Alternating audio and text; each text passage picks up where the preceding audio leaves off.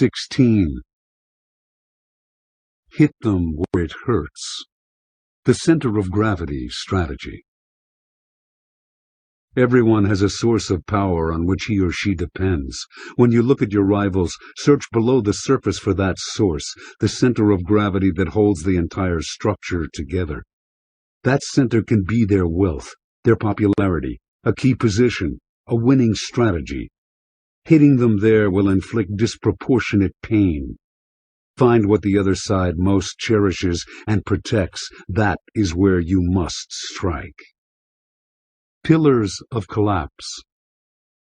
In 210 BC, a young Roman general named Publius Scipio the Younger, later called Scipio Africanus, was sent to northeastern Spain with a simple mission: to hold the Ebro River against the powerful Carthaginian armies that were threatening to cross it and take control of the peninsula. This was Scipio's first assignment as commander, and as he looked out on the river and plotted his strategy, he felt a strange mix of emotions. 8 years earlier, the great Carthaginian commander Hannibal had crossed this river heading north. Onward he had gone into Gaul, and then, catching the Romans by surprise, had crossed the Alps into Italy. Scipio, only 18 at the time, had fought alongside his father, a general, in the first battles against Hannibal on Italian soil. He had seen the North African's battlefield skills with his own eyes. Hannibal had maneuvered his small army brilliantly, made maximum use of his superior cavalry, and through inexhaustible creativity had constantly managed to surprise the Romans and inflict on them a series of humiliating defeats, culminating in the virtual annihilation of the Roman legions in the Battle of Cannae in 216 BC. Scipio also recalled 2 events after Cannae that had had an overwhelming effect on him.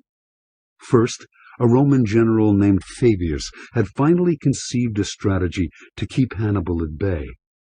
Keeping his legions in the hills and avoiding direct battle, Fabius had launched hit-and-run raids designed to wear down the Carthaginians, who were fighting far from their home in what is now Tunisia. The campaign had worked as a holding action, but to Scipio it had seemed equally exhausting for the Romans to fight so long and still have the enemy at their doorstep. Also, since the plan could not lead to any real defeat of Hannibal, it was basically flawed.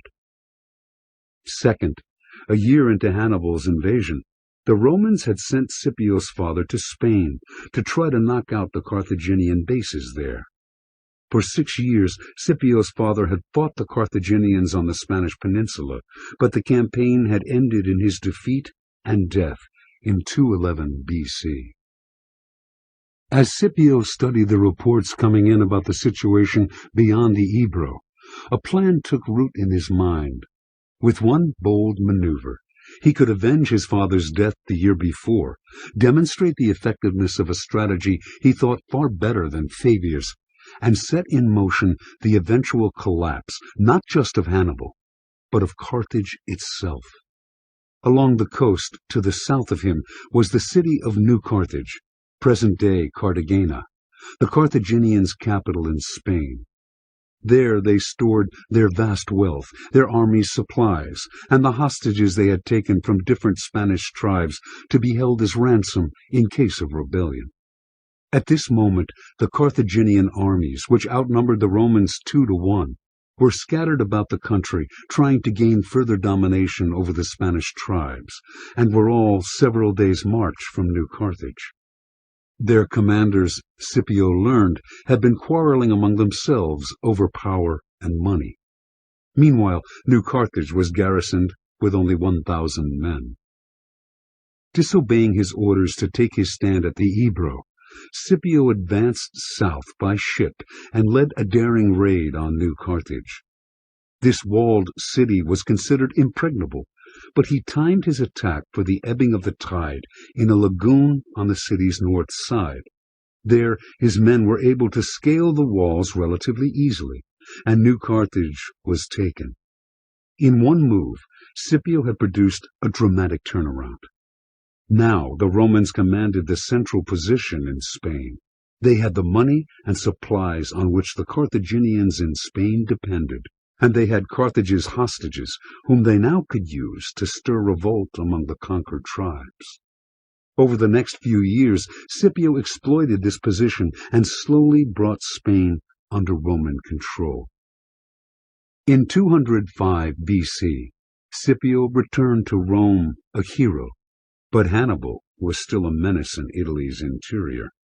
Scipio now wanted to take the war to Africa by marching on Carthage itself. That was the only way to get Hannibal out of Italy and finally erase Carthage as a threat.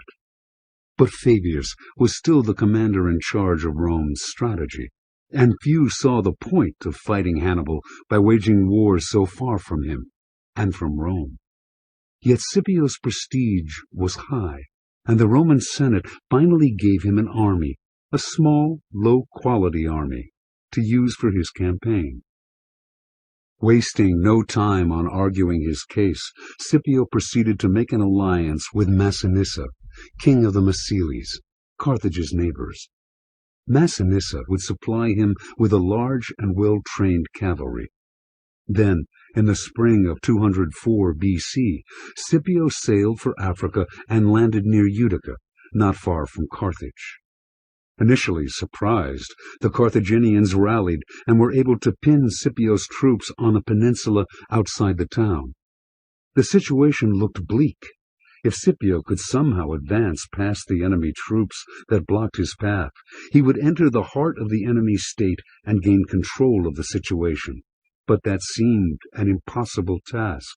He could not hope to fight his way past the tight Carthaginian cordon.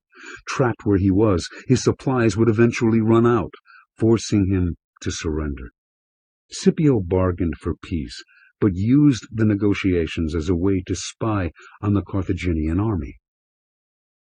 Scipio's ambassadors told him that the enemy had two camps, one for its own army and the other for its main ally, the Numidians. Over the next few weeks, Scipio seemed indecisive, first breaking off negotiations, then reopening them, confusing the Carthaginians. Then, one night, he made a sneak attack on the Numidian camp and set it on fire. The blaze spread quickly, and the African soldiers panicked, scattering in every direction. Awakened by the hubbub, the Carthaginians opened the gates to their own camp to come to their allies' rescue. But in the confusion, the Romans were able to steal in and set fire to their camp as well. The enemy lost half their army in this battle by night, the rest managing to retreat to Numidia and Carthage. Suddenly, the Carthaginian interior lay open to Scipio's army. He proceeded to take town after town, advancing much as Hannibal had in Italy. Then he landed a contingent of troops at the port of Tunis, within sight of Carthage's walls. Now it was the Carthaginians' turn to panic, and Hannibal, their greatest general, was immediately recalled. In 202 BC, after 16 years of fighting on Rome's doorstep, Hannibal was finally compelled to leave Italy. Hannibal landed his army to Carthage's south and made plans to fight Scipio. But the Roman general retreated west to the Bagradas Valley, the most fertile farmlands of Carthage, its economic base. There he went on a rampage, destroying everything in sight. Hannibal had wanted to fight near Carthage, where he had shelter and material reinforcements. Instead, he was compelled to pursue Scipio before Carthage lost its richest territory. But Scipio kept retreating, refusing battle, until he had lured Hannibal to the town of Zama, where he secured a solid position and forced Hannibal to camp in a place without water. Now the two armies finally met in battle. Exhausted by their pursuit of Scipio, their cavalry neutralized by Massinissa, the Carthaginians were defeated, and with no refuge close enough to retreat to, Hannibal was forced to surrender. Carthage quickly sued for peace, and under the harsh terms imposed by Scipio and the Senate, it was reduced to a client state of Rome. As a Mediterranean power and a threat to Rome, Carthage was finished for good. Interpretation. The Romans were dazzled by Hannibal's strategic genius. They came to so fear him that the only strategies they could use against him were delay and avoidance. Scipio Africanus simply saw differently. At every turn he looked not at the enemy army, nor even at its leader, but at the pillar of support on which it stood, its critical vulnerability. When you look at your rivals, do not be distracted by their punch. To engage in any exchange of punches, in life or in war, is the height of stupidity and waste.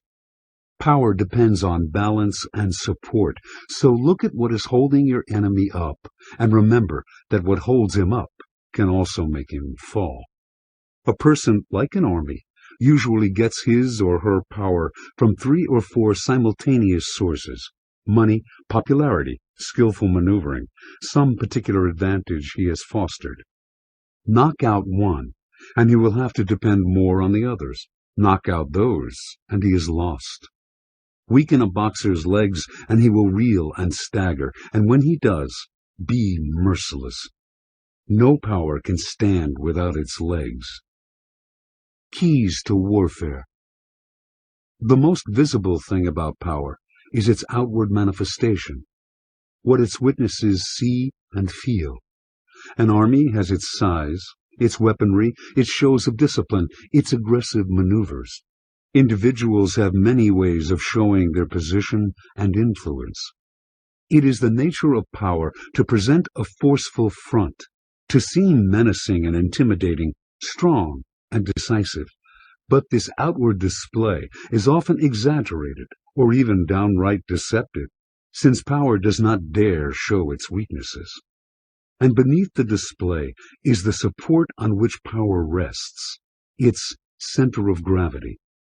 The phrase is von Clausewitz's, who elaborated it as the hub of all power and movement on which everything depends. This is the part that governs the whole, a kind of nerve center.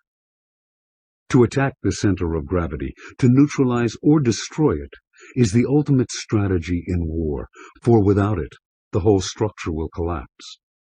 The enemy may have great generals and strong armies, like Hannibal and his invincible army in Italy, but without a center of gravity, those armies cannot move and have no force or coherence. The enemy's center of gravity is where an injury will hurt him most, his point of greatest vulnerability. Hitting him there is the best way to end a conflict definitively and economically. Your enemy's center of gravity can be something abstract, like a quality, concept, or attitude on which he depends, his reputation, his capacity to deceive, his unpredictability. But such strengths become critical vulnerabilities if you can make them unattractive or unusable. To find an enemy's center of gravity, you have to erase your own tendency to think in conventional terms, or to assume that the other side's center is the same as your own.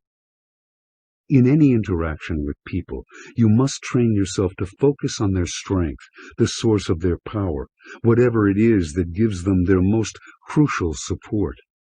That knowledge will afford you many strategic options, many angles from which to attack, subtly or not so subtly undermining their strength rather than hitting it head-on. You can create no greater sense of panic in your enemies than that of being unable to use their strengths. Reversal. Every living creature has a center of gravity. Even the most decentralized group has to communicate and depends on a network that is vulnerable to attack. There is no reversal to this principle.